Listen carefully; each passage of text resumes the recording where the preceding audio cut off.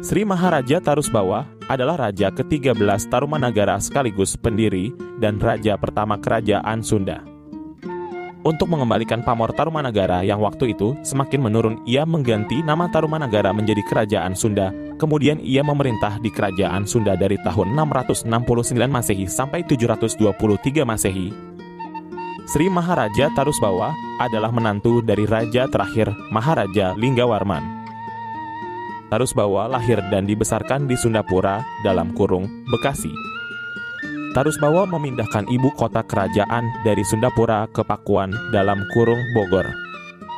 Di salah satu tanah, Tarusbawa mendirikan 5 keraton yang bangunannya dan besarnya sama juga posisinya sejajar.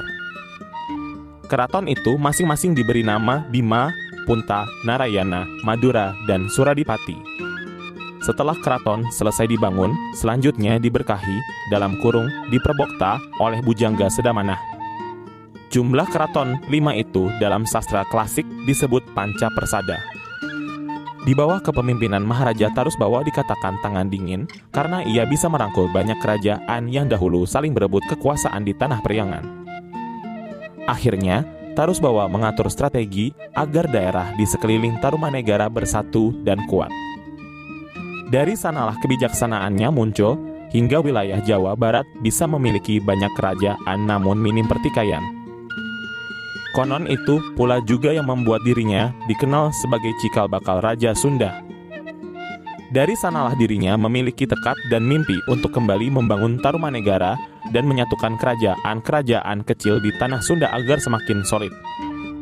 Sejumlah literatur lawas menyebut jika Tarusbawa merupakan cikal bakal Raja Sunda.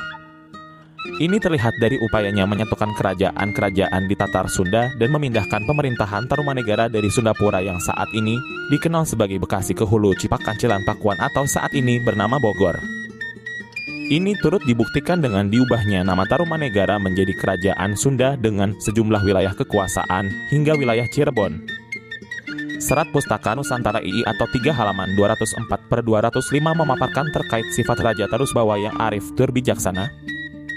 Ia tak ingin kekuasaannya menjatuhkan banyak pihak, termasuk tak ingin memaksakan kehendak saat dirinya menjadi pemimpin. Sifat tegas dan berwibawa juga sangat menonjol dengan tujuan melindungi wilayah negaranya dari serangan musuh asing. Di masa kekuasaan Kerajaan Tarumanagara, Kerajaan Galuh adalah salah satu kerajaan di bawah naungan Kerajaan Tarumanagara. Penyebab dari perpisahan Kerajaan Galuh dikarenakan perubahan nama kerajaan dari Kerajaan Tarumanagara jadi Kerajaan Sunda.